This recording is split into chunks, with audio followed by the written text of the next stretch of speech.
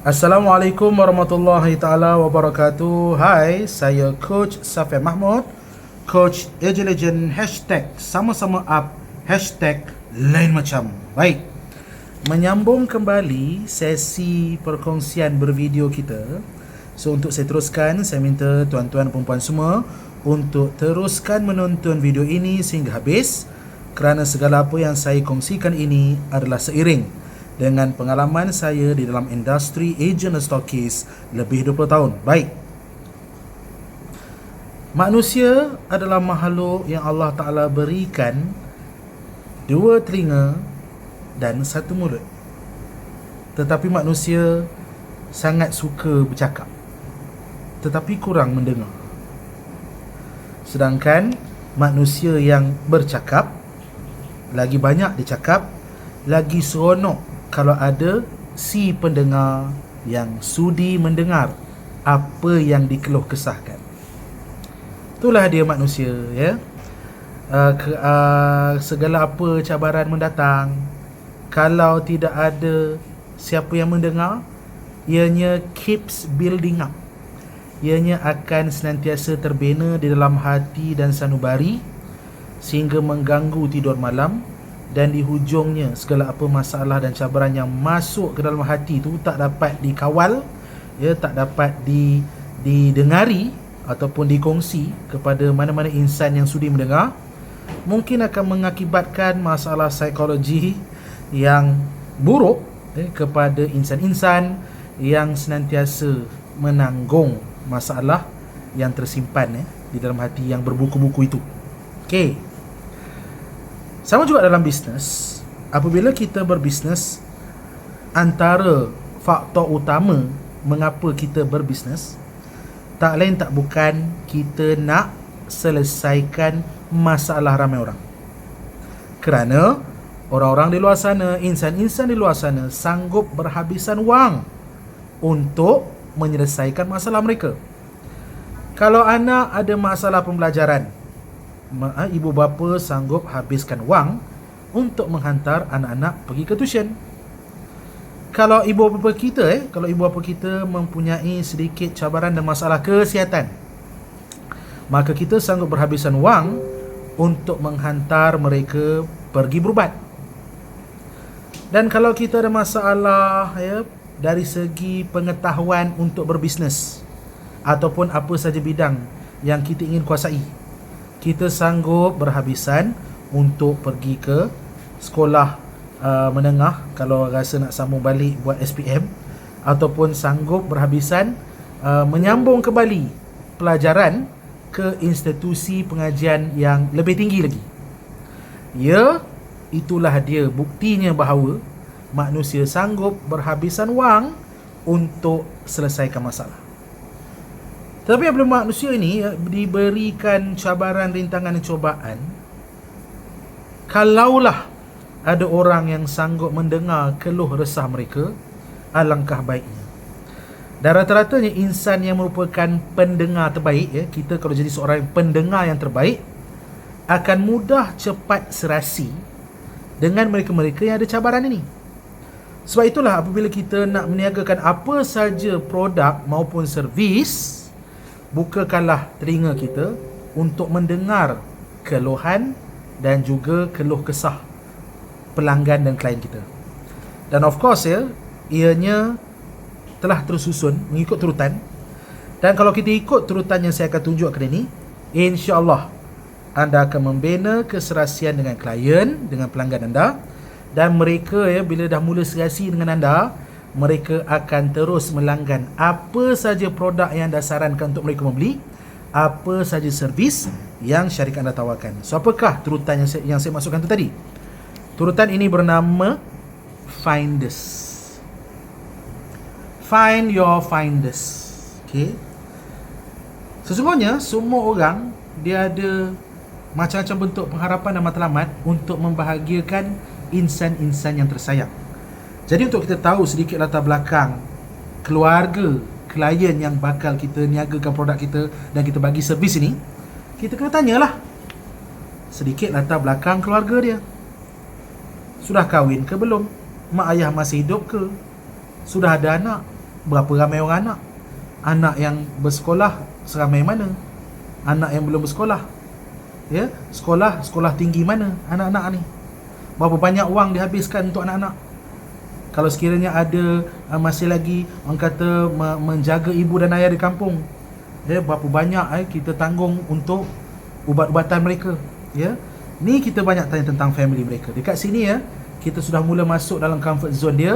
Dia dah mula selesa untuk cerita dengan family dia, namun belum cukup selesa untuk cerita perkara dalam kain lah.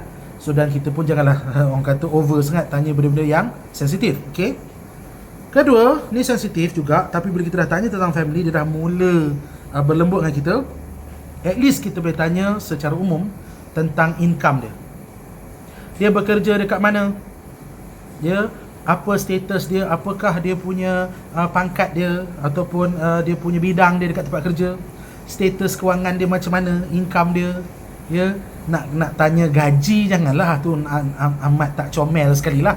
Cuma kita tanya dia selesa ke tidak dengan income yang ada, yang dia raih sekarang ni bulan-bulan melalui institusi makan gaji. Dia selesa ke tidak? Kemudian sudah pasti kalau kita mula nak buka minda klien kita ni, kita akan tanyalah apakah perkara yang ingin dia dapatkan. Nice things. Dia nak beli kereta yang macam mana? Dia nak rumah yang macam mana? Di mana? Berapa tingkat? Adakah semedi, atau banglo, atau teres, atau apartmen? Saja kita nak raikan harapan dan hasrat serta impian dia. Dan kita nampakkan juga, kalau untuk kita dan juga klien dan juga mana-mana ahli, agent dan stokis kita mendapat nice things ni, sudah tentulah perlu kepada peningkatan ni, development ilmu. Ialah nak dapat pendapatan yang selesa lumayan, ya, kenalah ada ilmu niaga, ilmu cara nak buat pemasaran dan penjualan, sama ada ianya online atau offline. Di mana saluran nak dapatkan ilmu yang luar biasa ni? Siapakah orang yang sudah mendapat limpahan, yang mempunyai skill, pengalaman untuk kita belajar daripadanya? Ini development. Self-development, tak kisahlah keupayaan untuk bertutur ke, keupayaan untuk mempengaruhi klien daripada segala apa yang kita lontarkan ke, keupayaan dari segi copywriting ke.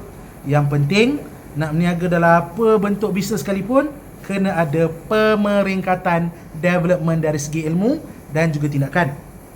Dan sudah tentulah, of course dari segi development ni, kita nak juga orang kata kita mendapat lebihan wang, keberhasilan, income untuk kita salurkan kepada anak-anak kita.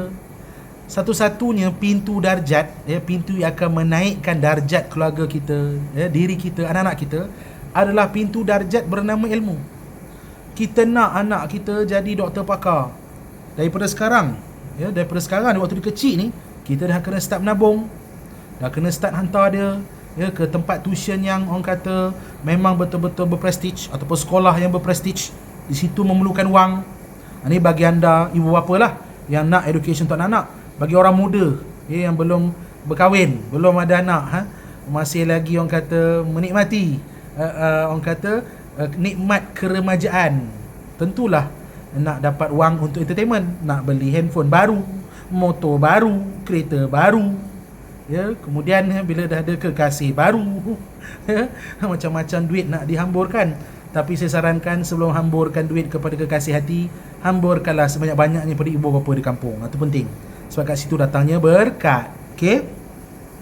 And of course, apabila berbisnes dapat untung, sudah tentu kita nak kena menabung untuk retirement plan kita. Kita naklah bila di hari tua kita esok, jikalau ada masalah kesihatan, wang dah ada untuk rawat kita. Dan juga untuk religion, kita tak maulah orang kata sampai ke tua buat bisnes, sampai ke tua berpanas bujan jadi agent dan stokis, jadi rider. Tak maulah sampai ke tu. Kita naklah menikmati hari tua dengan wang yang stabil. Bolehlah kita fokus mana-mana yang kita tak cukup tu dari segi agama lah. So tentulah hutang kita di sisi Allah sangatlah banyak. Belum lagi cerita pasal bab khusyuk dan solat. Itu satu hal juga. Tapi tak apalah.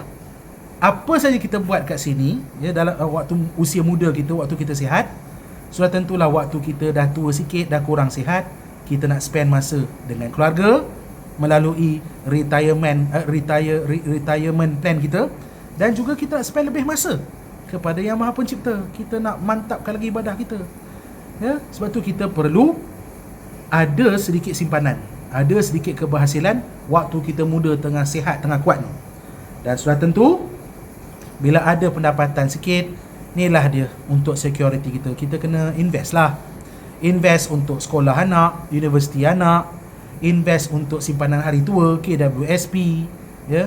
Dan juga kalau kita ambil unit trust ke apa saja, ya, menyimpan juga untuk kalau dah meningkat usia tu, kerap pula dah masuk hospital, nak kena ada insurans, takaful, tu kena ada juga, kita tabungkan sikit untuk security. Dan kita juga tahu bahawa waktu usia kita tua, kita naklah menikmati bukan saja kejayaan duniawi, kita nak juga kejayaan ukhrawi. Ingat, duit kita adalah bukan duit yang kita simpan. Duit kita adalah duit yang kita beri pada orang lain. Bagi pada anak-anak untuk mereka berilmu, jadi manusia berguna. Ya, beri kepada insan-insan yang memerlukan di luar sana. Nama dia sedekah, ia akan temankan kita dalam kubur kelak. So inilah dia perkara macam ni. Bila kita dapat bincangkan hati ke hati dengan klien dan pelanggan kita, mereka akan cepat serasi. Dan kita apa saja kita sarankan untuk mereka selesaikan masalah mereka, mereka akan pasti, ya, mengeluarkan sejumlah wang untuk dapat selesaikan masalah mereka jangka masa pendek ni. Dan kita ajak dia join jadi agent dan stockist, berjuang bersama-sama kita untuk mereka dapat finders ni. InsyaAllah, ya, keberhasilan duniawi pun mereka dan kita dapat. Paling penting, keberhasilan ukhrawi di alam sana kelak kita sama-sama dapat. Okay? So korang dah dapati video yang saya kongsikan ini sangat bermanfaat. Saya minta, ya, jasa baik kalian untuk silalah share kepada semua rakan taulan, sahabat handai, kaum kerabat, ya, di luar sana, kerana apa yang anda kongsikan ini, moga di sisi Allah Ta'ala akan Allah Ta'ala limpahkan segala bentuk kebaikan yang kita ketahui dan tidak kita ketahui. Itu saja daripada saya. Lemah pincang itu semua saya. Allah Ta'ala je lah Tuhan yang maha hebat, maha sempurna. Agent hashtag sama-sama up, hashtag lain macam. Assalamualaikum warahmatullahi wabarakatuh. Terima kasih. Thank you.